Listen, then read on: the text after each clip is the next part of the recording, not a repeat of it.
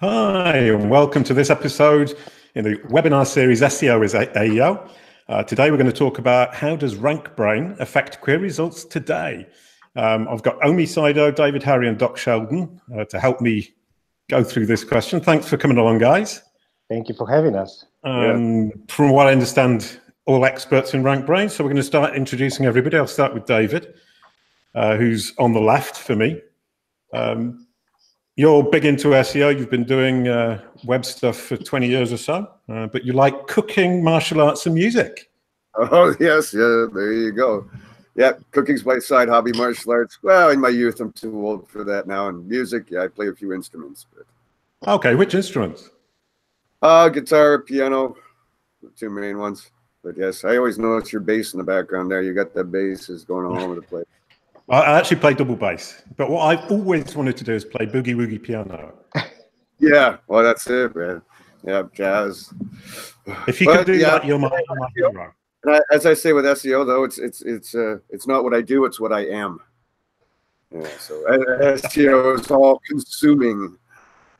I'm not doing it. I'm reading patents, papers, and running around talking in communities and doing shows like this. So great stuff. And you do like your martial arts because SEO Training Dojo talks about search warriors and fight clubs. That's right. Well, yes. You know what they say about Fight Club. We don't talk about Fight Club. So. Oh, sorry. Yeah. Oh, but I just made a terrible goof then. That's it. But yeah, the dojo kind of ended up being framed around that because of the background in martial arts. So yeah. Super stuff. And you worked or you started Search News Central? Yeah, Doc now runs it, but yeah, I started that way back in the day, and then got too busy with the dojo community and other things and work. So Doc now runs that wonderful publication. Yeah, great stuff. Well, with that, then we can go on to Doc, who I've been researching too. What I noticed is that you went back to college in '94, was it, in the UK? Yep. And there's this big hole of like 24 years, and I was wondering what was in there, and then I found all your books on Amazon. What did I find? I found military builder, plant manager, union buster, cop, publisher, horse thief, and gambler. Well, horse thief was a very brief period. Okay, you just stole the one horse then? Yeah, just the one. Ah, jolly good. Okay, fair enough. And you've got lots of links to South America and plastics. Yeah, I worked for several years with... in the plastics industry and injection molding. Worked with a company in LA that was doing almost all of the computer monitors and TV monitors for Sony. Oh, okay.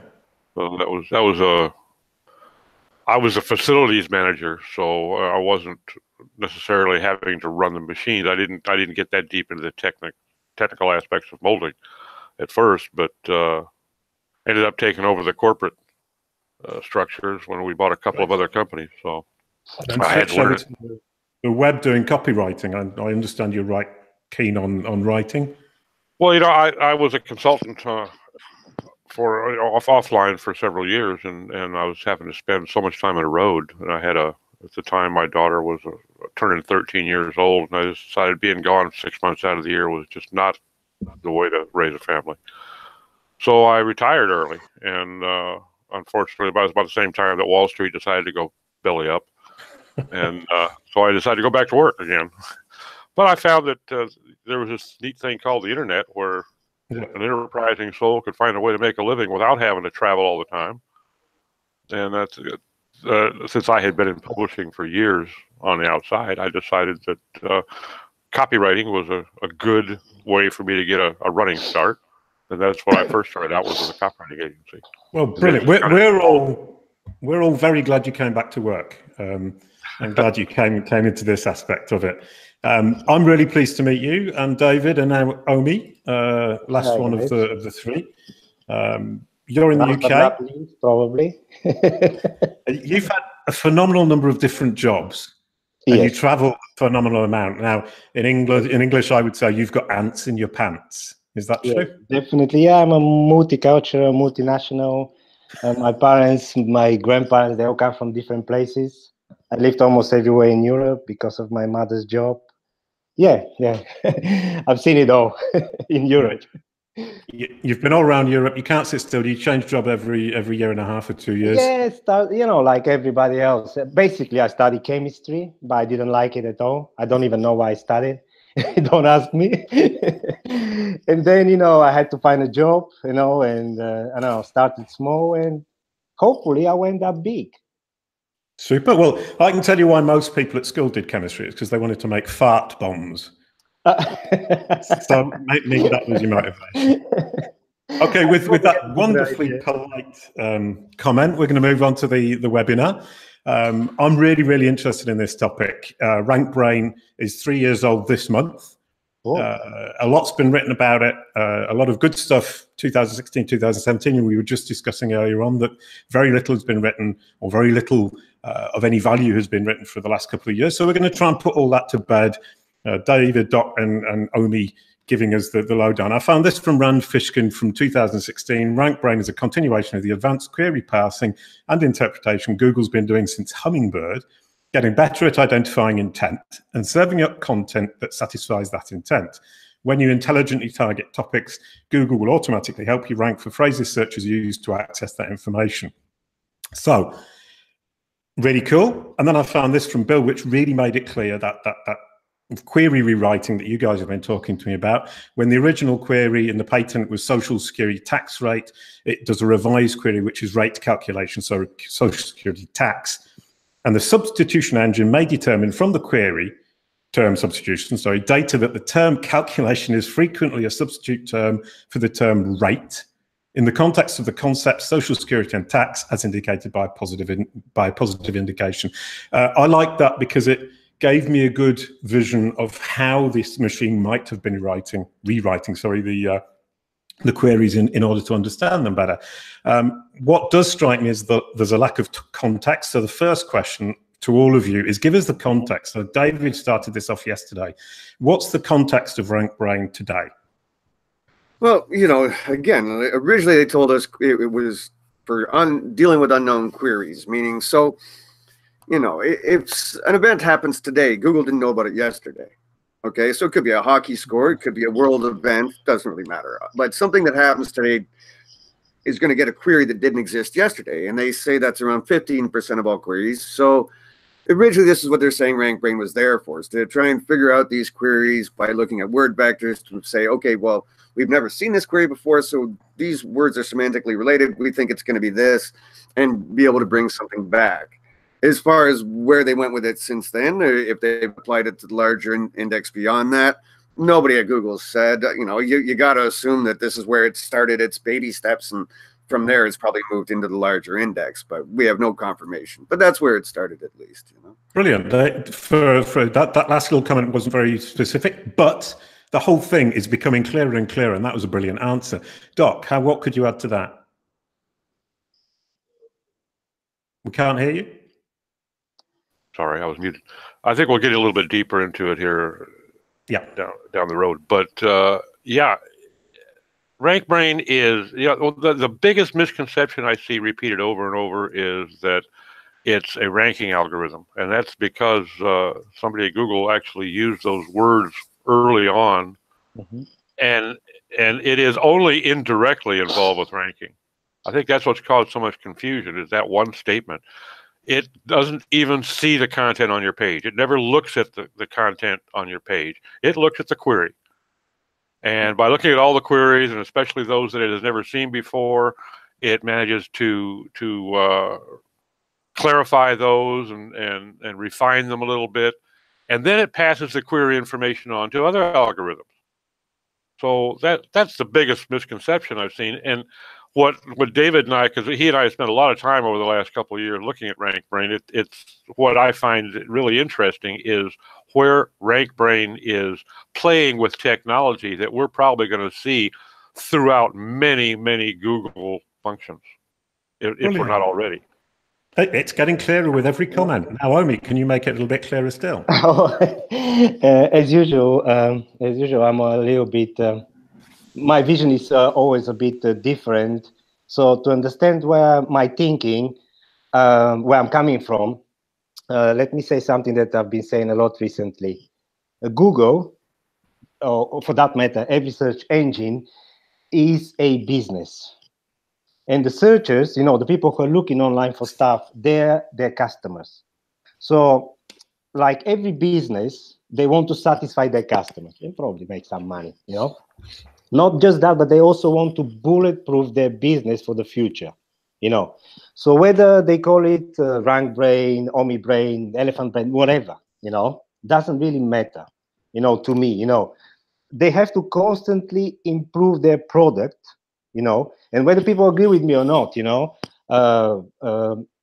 machine learning is the future, Machine learning is the way forward. And I'm not talking only about Google, I'm talking about almost every software application in the near future going to have an element of machine learning inside. So for the people who tell me, don't think about RankBrain, don't optimize for RankBrain, I can give them an open question. Do you really think that a company like Google not going to use machine learning to secure their future? Okay, super. So we have a clearer vision of RankBrain. We also have this idea that I really appreciate is the idea of Google being a business. We're looking at their customers and how they satisfy their customers. We're asking them to kindly send us their customers to become our customers. The question of RankBrain only working on the front end, i.e. reinterpreting the query, is incredibly powerful. And the fact of what Doc said is indirectly can affect rankings, but that is indirectly because it's reinterpreting it and making Google more accurate at understanding the real intent of the query. That's what I've taken out of it. And this is my favorite little diagram that I keep coming up with. User asks a question, we're looking at intent. Google needs to understand the options that are available as an answer to the question that person is asking, and then needs to rank according to credibility, which is why I would tend to agree with Doc that it isn't a ranking signal, because that's all the way around that circle at the other end. Can I add something to this? Go ahead. Because you mentioned all the things, but you didn't mention the most important thing, that they have to satisfy the user, Mm-hmm. And it's where the argument comes, whether it's a direct ranking factor or not. Okay, well, I mean, it has no actual scoring mechanisms that we know of. No, I never said that.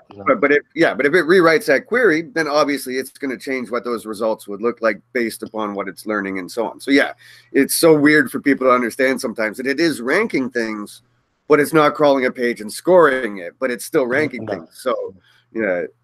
Well, I mean, in this diagram that I've got, it's changing the relationship between the question and the understanding, which must change the results that come out, and presumably also changes, given its understanding of it, the ranking of those results, because it's better understood what the options are.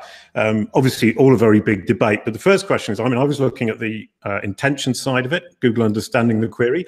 But what is RankBrain's relationship with word vectors? Just good friends, lovers, or married? Yeah. So yeah. Can you hear me? It's you, Omi. Go ahead, Omi. It's me. Okay. Sorry. I thought I didn't hear that. So yeah, you asked me basically for the word to vect. Yeah. Yeah. What's RankBrain's relationship with word vectors? This is where I really love the idea. The wisdom behind word to vec. And to be honest with you, the idea behind word to vec is pretty simple. We are making an assumption, that the meaning of a word can be guessed by the company it keeps.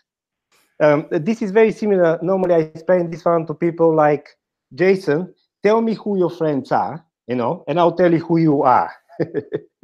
Or to make it a little bit more visual, for people who are not into vectors and words and all this stuff, if you look at my pictures online, you see a lot of people like Jerry White, Nick Wilsden, Purna Virji. You kind of guess, you can guess that I'm an SEO, yeah?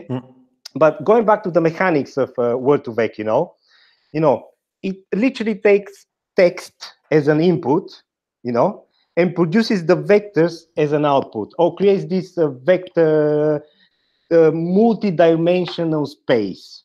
So the idea is that words that are similar in context, this is very important to understand, in context, or their vectors going to be close to each other, you know? Or an easier way to understand this one is think of word2vec as a system that got two parts. One is called continuous skip gram that tries to predict neighboring words from a given word. I don't know if you can see on the camera. Yeah. I'm trying to show you, to draw a diagram, you know. And the other one is called... Omi's going to make us a neural network with his hands now. Yeah, I mean, it's not easy to explain, but I guess it's quite simple, you know.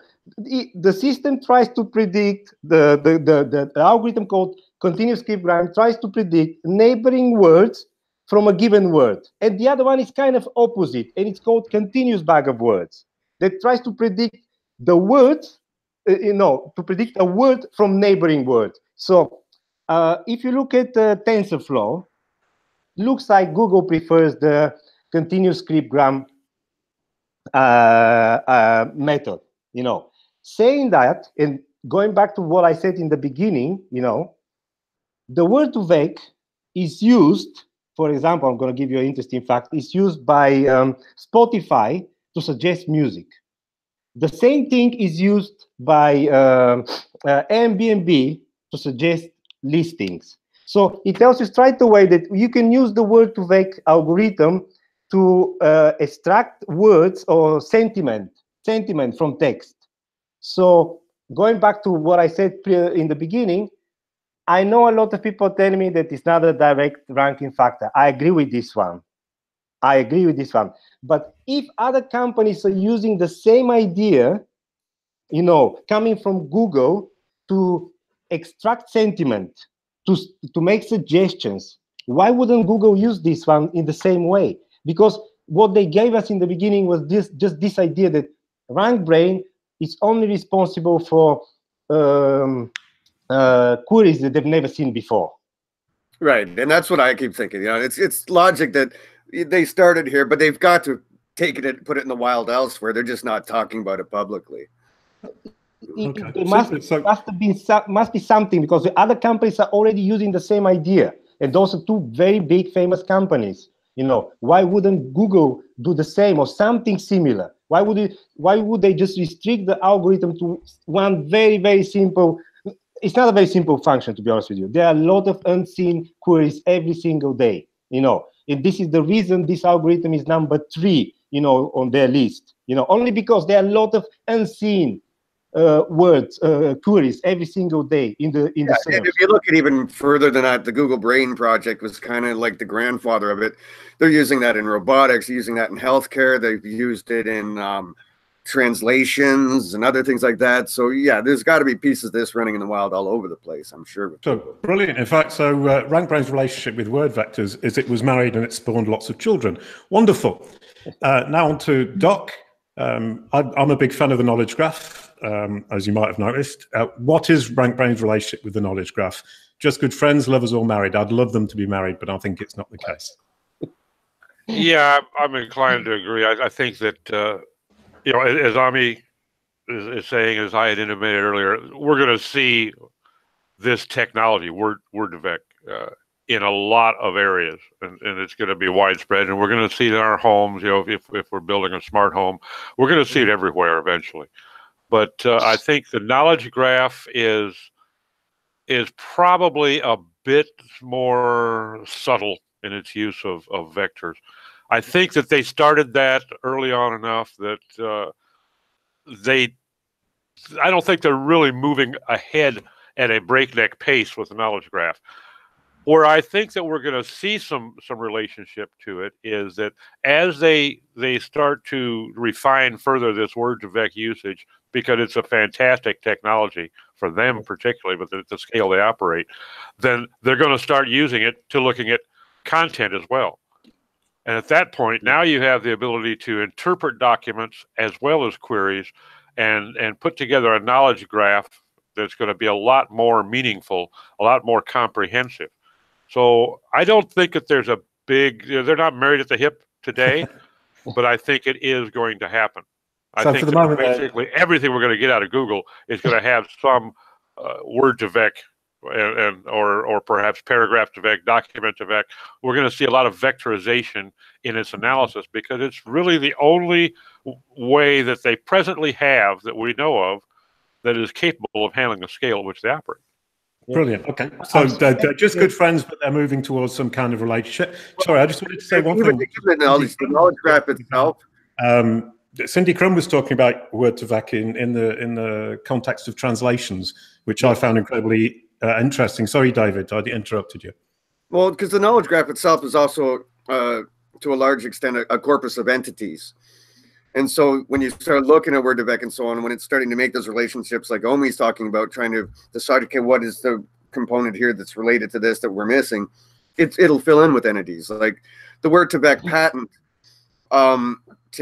they talk about in there that they take the entity New York and treat it as a single vector, even though it's two words, right? Whereas a lot of things with a word2vec is going to be a single word. So if you think about it in that context, that it's using entities and even multiple word entities as a single vector, I would think that you've got, at that point, you get the knowledge graph kind of melding into what's being used with word2vec and things like that. So. Yeah. Can I add something to this? Yep. Yeah, because Doc mentioned content, and I know I'm only a small needle with a big stack, but with one of my neighbors, he's young, data geek and stuff like that, we can, he uses, I think it's called Jupyter or something like that, and he uses word2vec to extract sentiment from some of my competitors, and I use this sentiment, I use the keywords and all this stuff, and I've created content that ranks pretty well, and I'm only a small, as I said, a needle in the stack. Imagine, I don't even have a PhD in data science and all this stuff. Imagine the people who work for Google, I mean, yeah, sure. That comes back to what we were talking about last week, which is using machine learning and those technologies against the machine itself, which is brilliant. I can strongly recommend people actually exploring the word2vec. It's so easy. TensorFlow is free. Jupyter is free. You've got the data sets there on the internet. You can play with it. See if it works for you. Oh, that's very encouraging. I had a go a while ago. I had a go a while ago and gave up, so I'll go back and have another look tomorrow. Definitely go back to it. Thank you. That was very forceful. Thank you very much. The other day, I made up a RankBrain recipe. So it's going to be called Jason's RankBrain recipe. Doc's already warned me against the validity of this, but I like it, and I think it's worth mentioning, and I'm going to ask Omi what he thinks of it. Identify the main question the content block addresses, talking in content blocks, once again, as Jono Alderson was talking about. Identify entities, attributes, and relationships needed to answer the question. Add vocabulary used by your target audience. Sprinkle in a little additional vocab from Wikipedia. My assumption there is that because Google has learnt to speak English through Wikipedia, that must be a good source of vocabulary to help Google understand. If 3 and 4 missed any, add some important co-occurrence. Dawn Anderson with her favorite term that I learned from her. Express entities, attributes, and relationships using semantic triples, and then put all your fluffy, poetic, unclear prose that might well be useful for the user in an aside using HTML5 to take it out of Google's focus. This is what I'm telling my clients to do. Obviously, it's not directly RankBrain, but I thought it was nice to say it. Omi, tell me, does my RankBrain recipe flip, flop, or fly? The way you asked me, I have to say it's brilliant. Okay. Although I generally agree, those are good advices, with your recipe. Although I'm not sure I understand number 7, to be honest with you, Oh, fluffy prose. It's all the stuff poetic. Okay, I didn't understand this one, in my opinion, and you can see now where I'm coming from, this recipe is, how to say, limited to content, article creation. And in my mind, RankBrain is much bigger than that, But going back to your recipe, my first point will always be know your audience. This is your starting point. Starting point when it comes to the RankBrain recipe, right? Know your audience. When you know your audience, you'll be able to see what questions they are asking online, and also, very important, what related topics they are mentioning, they're talking about. See, to really win the RankBrain game, you should be an authority in every topic your audience is talking about. Apart from knowing, I say this one a lot online, I know, but I'm going to repeat it. Apart from knowing your audience, you should also know your competitors' audiences. Yeah. Very often, I learn more from my competitors' audience than my own audience. In the end of the day, it's very important also to know what's bad about your product, not just what's good, right? So this is the kind of the article creation part, you know, that you've got in your recipe. But to really be good at RankBrain, to really win against, let's call it win, not that we're fighting, win, you should, and I said this many times in the last 2-3 years, you should go back to the SERPs. You know, you should go back to the SERPs, see who is ranking for the keyword or set of keywords that you want to rank for, you know, and understand why they're ranking, why they're there, why they're in position number 1, 2, and 3. Do the sentiment analysis, do the whole structure analysis, stuff like that. I'm going back to, you should do your own machine learning, why your content is not ranking well. So first you study the competition, study the SERPs, understand why those websites are there, and then go back and start with know your audience and everything I said before that. Okay, super. So my recipe is good advice, but it doesn't apply to RankBrain. I forgot the most important thing, which is understand your audience, what they're asking for. Well, everything starts there. RankBrain is all about relevance, right? Yep. In the end of the day. Brilliant. Okay, that's perfect. Thank you very much. So it kind of flopped, that one.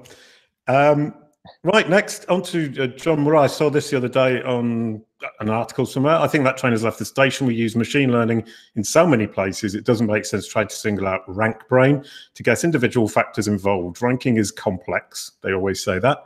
Sorry for not having a simple answer. The question is irrelevant. So asking about basically optimizing for RankBrain. David, unfortunately for him, Ben answered that comment, to be honest. He is kind of right, though. Anyway, tune in next week, i.e. this week, and I'll be happy to explain more. So I'm going to take you up on your word there, David. Can you please go ahead and explain more? Well, I think it's, you know, it almost goes back to what Omi and Doc and I were talking about earlier, as far as saying it's going to be in other places, because that's what he's saying. He's like saying, well, you know, don't focus on this RankBrain thing, because we're using machine learning all over the place. And, you know, to give that larger context, we talked about kind of yesterday, that if you look at the Google Brain project, which, you know, spawned the Google AI team, which, you know, TensorFlow and other things like mentioned by Omi earlier came out of, you know, you're talking 2007, Brain, that was kind of the first real stuff mentioned. Then the Google Brain team was 2011. And then these were 2-vec patents. You know, you've got Greg Corrado and Jeffrey Dean, who are a couple of Googlers. Now, Greg Corrado was the guy who first talked about this, that started the whole thing 3 years ago. But both of these guys are named on the patent, and both of these guys work for the Google Brain team, which encourages all the Googlers to take these algorithms and go mess with them wherever they are. If they're in Google Local or if they're over whatever they're doing, they said, take these, go play with them. So this is just one of the flavors of it that came out from the search quality team, and they called it RankBrain. So yeah, John's completely right in that this thing is probably pervasive across many other areas. It's just not called RankBrain in that implementation, right? And so yeah, you know, focusing on it compared to all these other things that they're doing and how they're using it, it's I think where people are getting lost is in that larger context of the Google Brain team and what they're doing with this stuff, you know? Yeah, I mean, so I mean, what you're saying is they announced RankBrain. We all got terribly obsessed by it. Now, over the last 3 years, they've rolled it out to other applications within the algorithm, and they just haven't named it. So we're all concentrating on RankBrain. You know what I mean? It could be the local brain or the, you know, or the whatever, et cetera, with a bunch of different. So they literally gave them and said, hey, take these algos, go play with them, come back to us and tell us if you found anything neat. Right. And it was given to all the teams. But the problem with the SEO world is we hear the word rank and everyone starts, you know, running around losing their minds. But yeah, again, the Google Brain project since 2011. Anyone ever mentioned it before 2015? Nope. It wasn't until Greg Corrado, unfortunately, went and put the word rank on it that we all went, what? What? Somebody said rank? Somebody said rank. What's going on? You know, that's kind of what happened, right? We lose our minds. I really like that idea that it's something that came out that became this kind of big thing because it happened to have that name, which is a bit of a misnomer from what I understand, and it's been spread out to loads of other application of the algorithm, and we should stop getting upset about RankBrain and just treat it as another part of the algorithm, which is about, as Omi said earlier on, understanding your audience and being pertinent.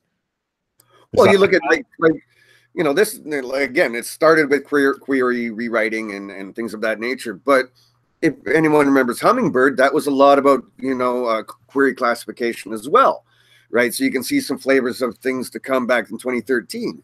But again, everyone talked about that for a couple of years. Nobody really talks about it now. And that's always been the way with Google, especially when Matt Cutts used to be around. He'd say something this week, everyone lose their mind.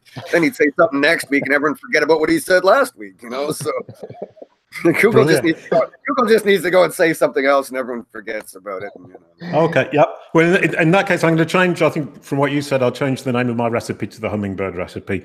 And then people won't I mean, it is probably more applicable to Hummingbird. Brilliant stuff. That was really clear. Thank you. What keeps coming back for me is create great content. I don't like it when people say that, just because it's such a Omi, here's a word, fluffy. It doesn't really mean anything. It's kind of I hate when actually people say great content without actually giving you the context, because I can write great content, but if it's not relevant to my audience, well, who cares, you know? Yeah, you've put your finger on it. That phrase annoys me because it doesn't have any context. It's kind of up in the air kind of thing. But anyway, the idea being that we create great content, Google will figure it all out with word vectors, the knowledge graph, and a bit of machine learning magic. Users will find you, love what you offer, buy your stuff, and then we'll all live happily ever after. That's the idea of all these people who get really into content and say create great content. Now, Doc, is that it? Can we stop the webinar series now if that's the case? No, you're cut off again. Sorry about that again. It's definitely a very important part, but it's certainly not the end of it. No, you know, as Omi is saying, great content for me might be the best piece of content I could have hoped to find. It does not satisfy his needs from the same vendor, from the same site. So great content is a very smoky term. It doesn't really define well, but you know, provide value, I think, is certainly what needs to be focused on. The problem is that your content has to be attractive. It has to draw people in.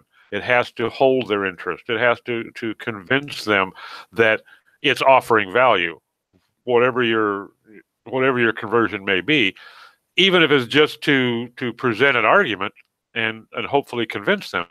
That is a conversion, albeit unmeasurable. So, you know, that is a very, very important part of the puzzle, to provide good content that satisfies the needs of the users. But you got to recognize the fact that there's a lot of different users out there. Now, this is what we should have been doing all along. RankBrain doesn't have zip to do with this. We should have been providing good content for users versus search engines from day one. But we're kind of stubborn in this industry, and we don't always let things sink in very quickly. So, yeah, I think that you know, the series needs to go on. Yeah.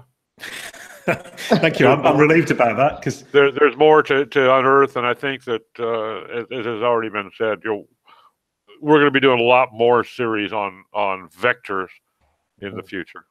Yeah, so great stuff. Yeah, no, I'm a big fan of continuing the series, because otherwise I'd have nothing to do on a Tuesday afternoon in France. Now, this comment from. Sorry, go ahead. Omi? I just said you're doing great, and I can't even believe I'm part of your series. You know, with all these great people, it's amazing. Thank you. Right. Get this, Omi, I can't believe I'm part of this series with all these great people.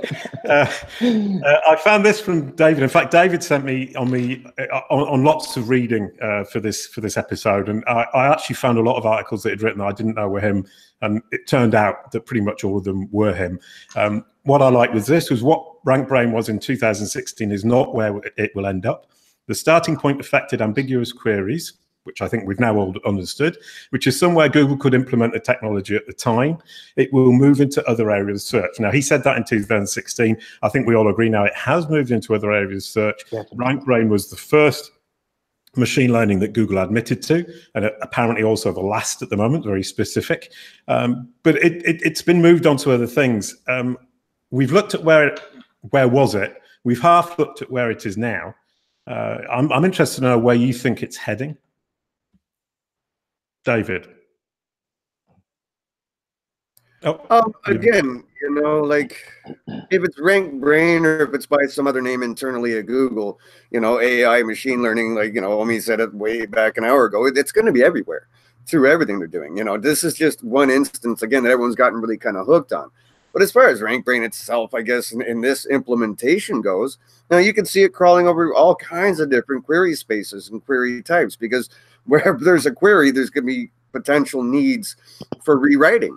You know what I mean? And it could be in translations, right? You know what I mean? Like you're searching from, you know, China or wherever, and it's going to look at corpuses of information it's got and have to translate that. So that would be one place that they've already used it with the Google Brain team. So you can see it being used there. But, you know, I can see it going well beyond, right? Again, just kind of like we saw with Hummingbird, right? Where auto, car, and automobile and all these related synonyms of a given word can have very similar meanings that you can put in there contextually if you're RankBrain and say, okay, well, what if I mix this up? And then they can go back and, you know, test these results to see if they had better user satisfaction, right?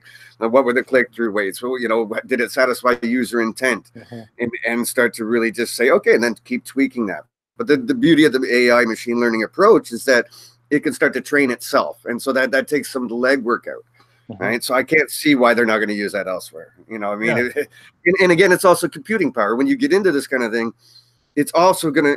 And anytime Google saves computing power, that's money. Like I was saying yesterday, they did a test with the word Tvec, and it did better on 200 billion queries than it did on 63 billion.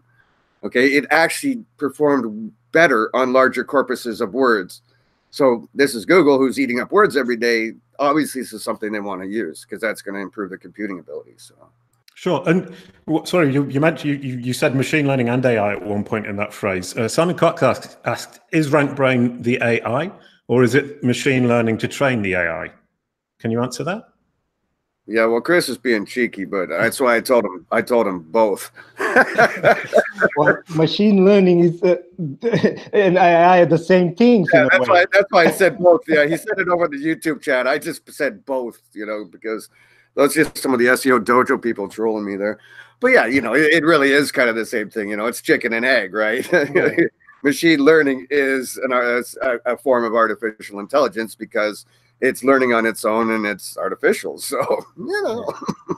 Sure. Yeah, and you also talked about translating. I mean, because I'm in the French market, my clients are French. I mean, from my point of view, from the moment that Google's using word Tvec to translate, which is what Cindy Crum was suggesting, from my point of view, being English speaking on the French market makes it much easier for me to do SEO in France in French. Oh, yes. Is that a reasonable comment, Doc, do you think? Oh, absolutely.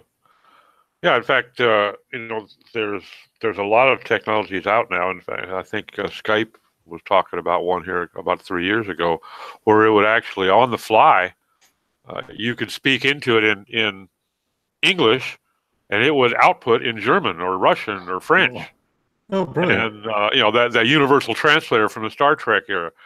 So I think that, you know, it's definitely a potential advantage to get to that level of technology using word vectors to interpret language, because it's just inevitable that they're going to have to eventually, in order, you know, the number of documents new documents that spawn daily, the scale at which Google is trying to operate was already astronomical, and it's increasing exponentially on a daily basis.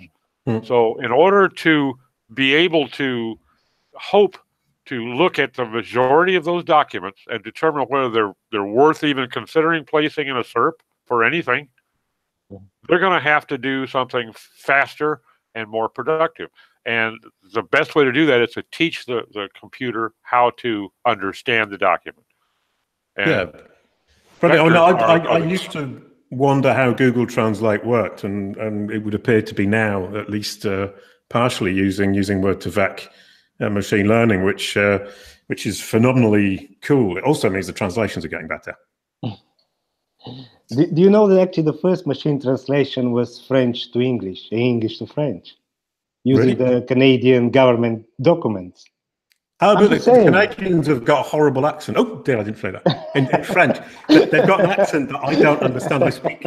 I'm bilingual in French, and I listened to a conversation, somebody talking to me over the phone, and at the end they said, "What do you think?" And I go, "I don't know. I didn't understand anything you said." And they were speaking. I understand that there's an awful lot of Canadians that say that the fact that people in Montreal speak French is a myth. What they speak is as close to Russian as it is to French.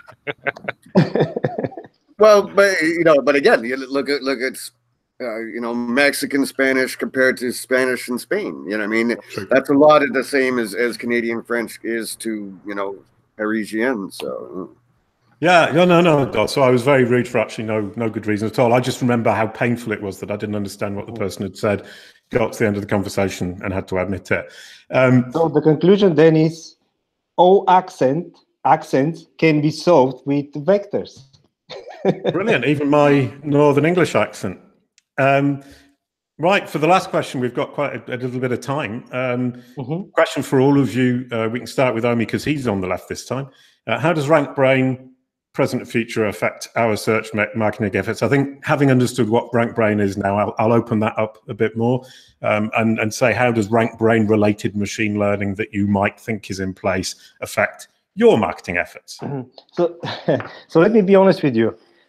I can make a big statement like RankBrain literally opened my eyes. The moment it came out, I had this interview with Zara Otter, and it literally opened my mind. Before RankBrain, I never ever thought about machine learning, artificial intelligence, and it was something alien to me.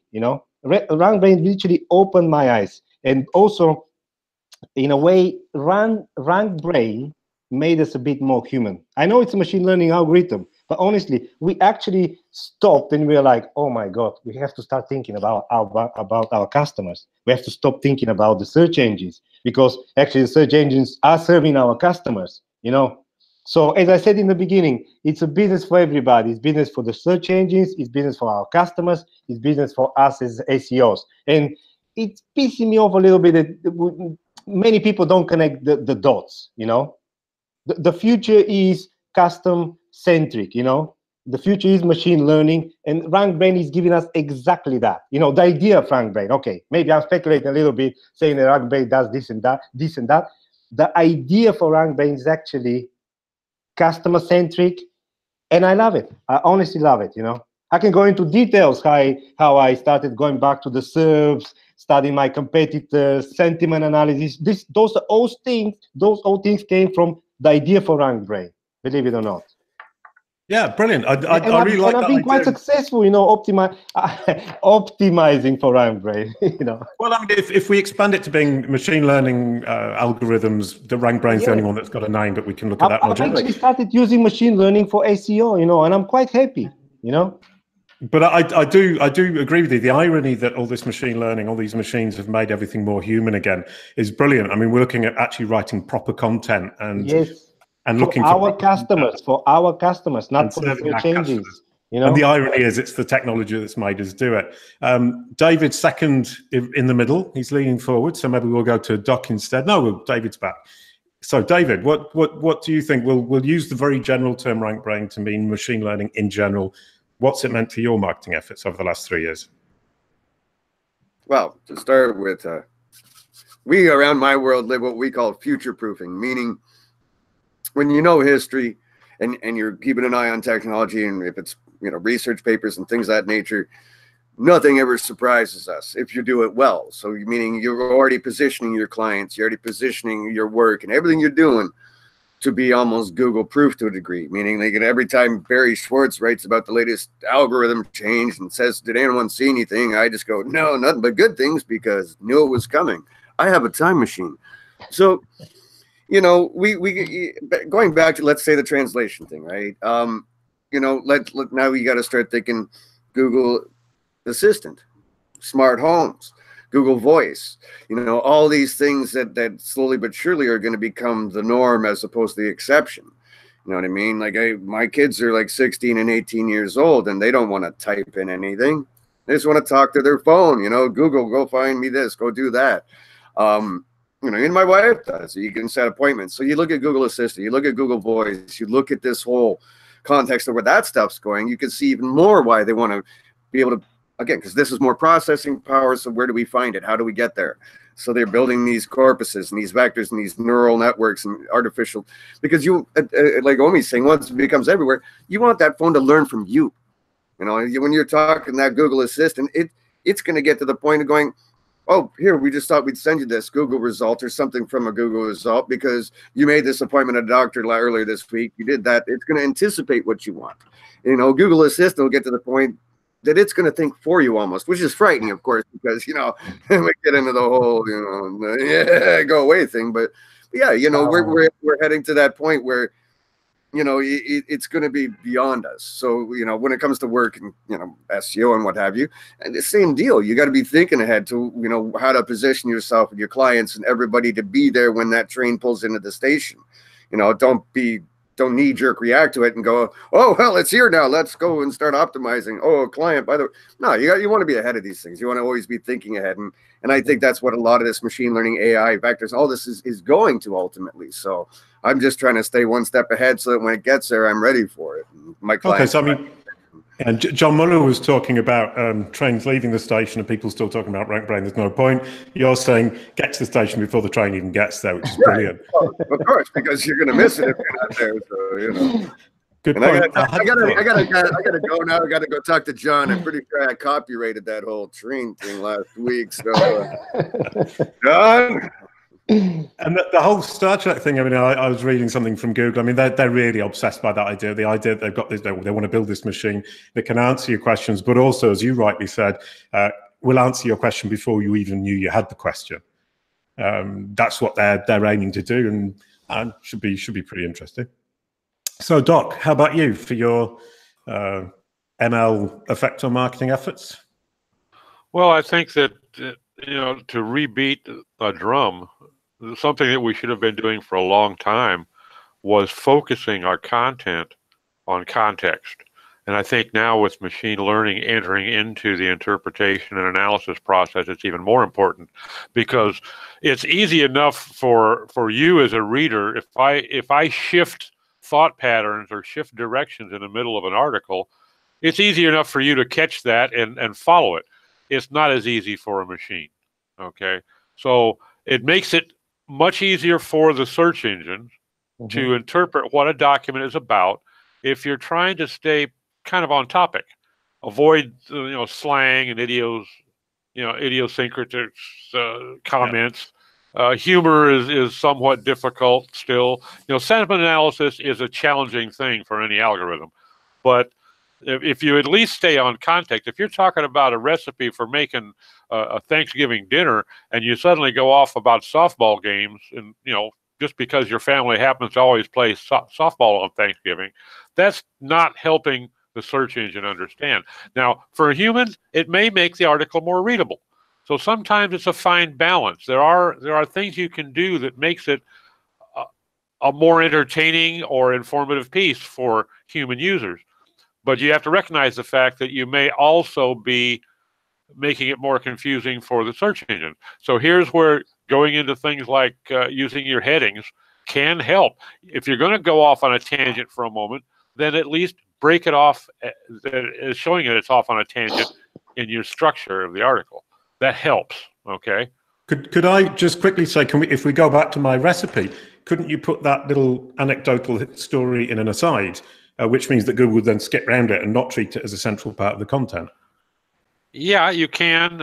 I think that the easiest or the most sure way to do that was some semantic markup, okay. But that's sometimes difficult to do. For instance, also known as schema does not lend itself well to asides, but your HTML structure does.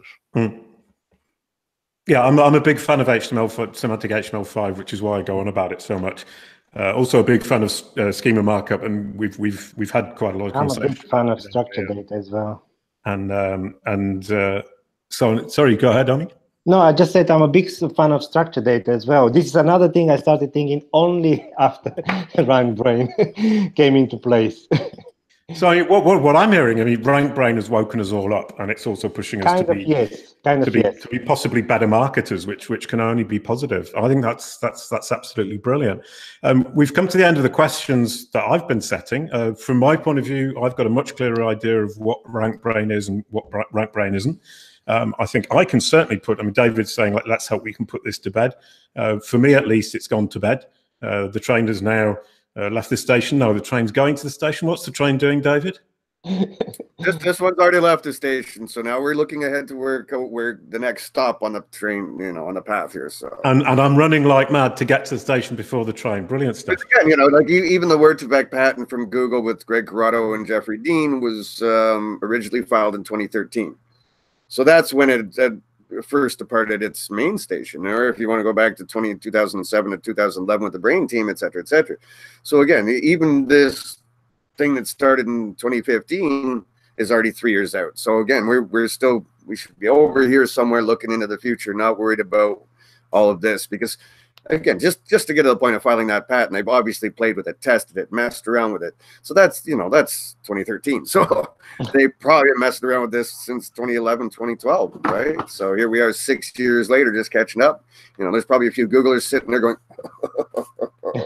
you know, right now as we're doing this, going, wow, those SEO guys, they're a little slow, aren't they? So, yeah. So RankBrain is something from the past that should be left in the past. It's evolved quite substantially since then.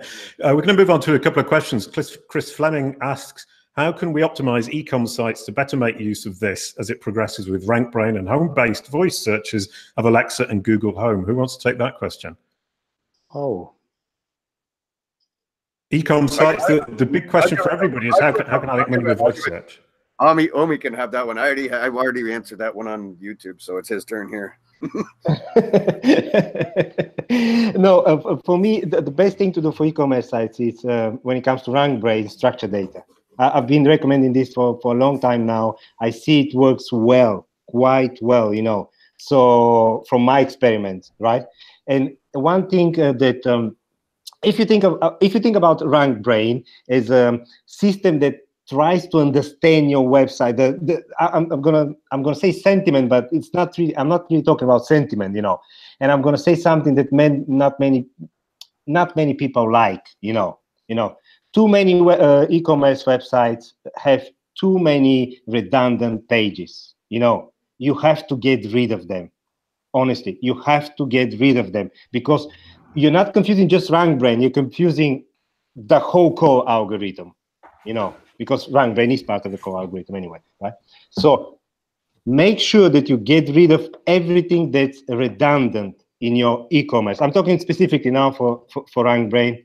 Implement structured data. Okay. I mean, you're saying... I think it's quite clear. Yeah, clean up your redundant content. I mean, it comes back to what Doc was saying earlier on. I mean, we were creating all these pages and all this content to try and rank for absolutely everything. And now we're coming back to something more human and creating quality content.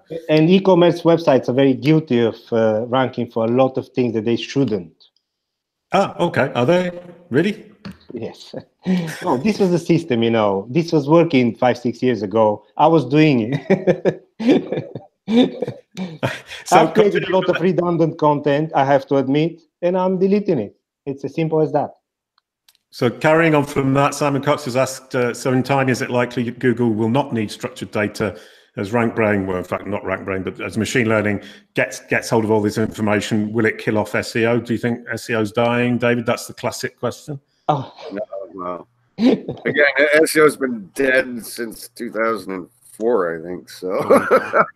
Yeah, again, you know, you could go back to what is SEO, you know, 10 years ago it was throw some links at it.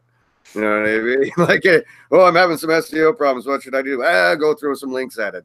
You know, and then they got into manual actions, and we had Panda, we had Penguin, we had all these other things. So I always say to my clients very simply that we as SEOs, as much as we are technicians, what we're doing on a site, part of our jobs, again, back to that future proofing, understanding what Google's doing and finding ways to satisfy that need. Now, if that's structured data, if that's, you know, if it's more concise content, if that's links, if that's social signals, if it's, velocity. It doesn't really matter. It's us that provides that insight to the consumer, to our customers. Of okay, here's what Google's doing now. I mean, who among us haven't had our clients find an article somewhere, if it was Search Engine Land or New York Times, that Google said something, and they email it to you and go, Dave, should I be worried about this? We all get those emails, right? And it's our job.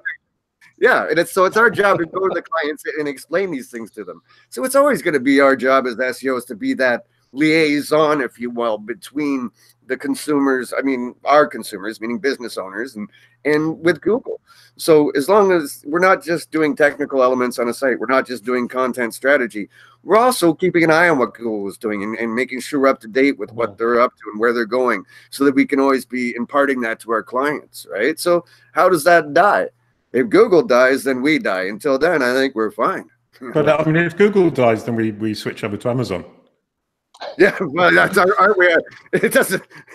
Pretty much all there anyway. But I mean, Amazon optimization anyway. I mean, it's an important part of my business. Well, and that's a funny thing, Omi, you say that, because I used to have that argument for many years. Is we're SEOs people, we're search engine optimizers, which means anywhere there's a search box. If it's Amazon, YouTube, if it's Facebook, wherever there's a search box, go learn it, understand, play with that algorithm, figure it out for your consumer. You're not a Google engine optimizer.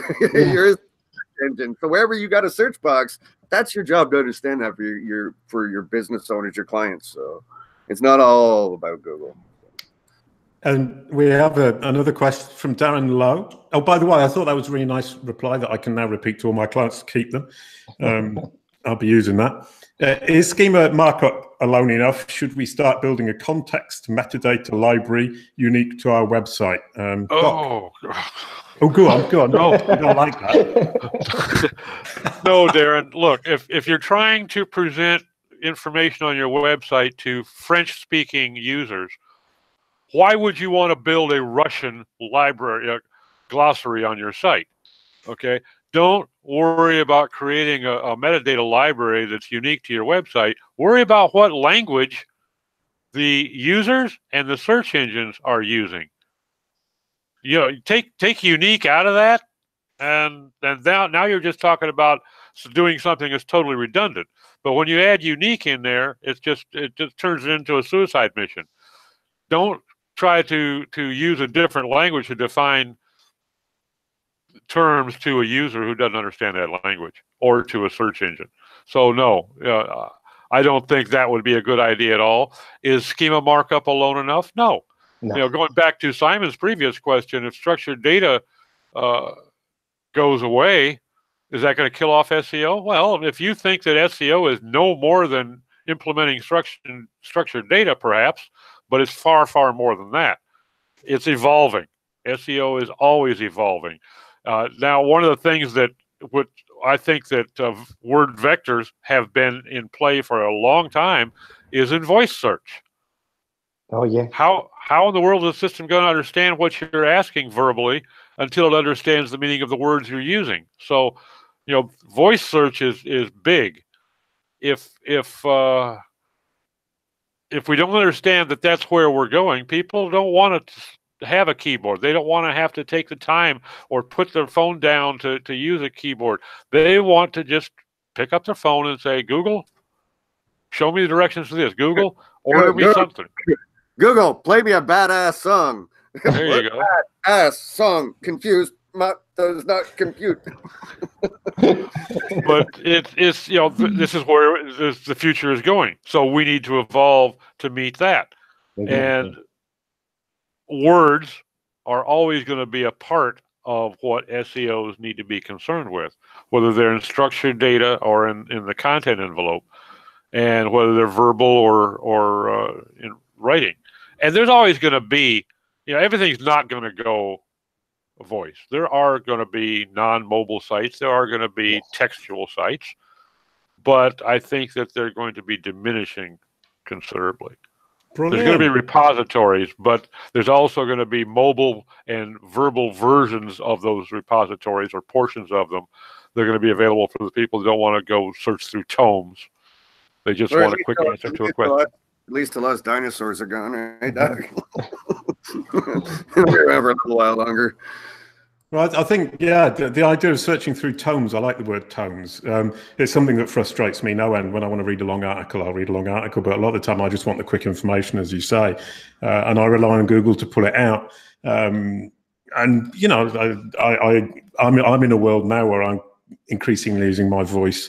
I looked at your books on Amazon, Doc, and it's inspired me to write a book. But I'm going to do it by voice. I'm just going to talk to the machine instead of bothering to type it because I've become incredibly lazy. I think the same thing with me. I used to write articles, as you noticed, all over the web for 10 years. Now I just do Hangouts because it's so much easier.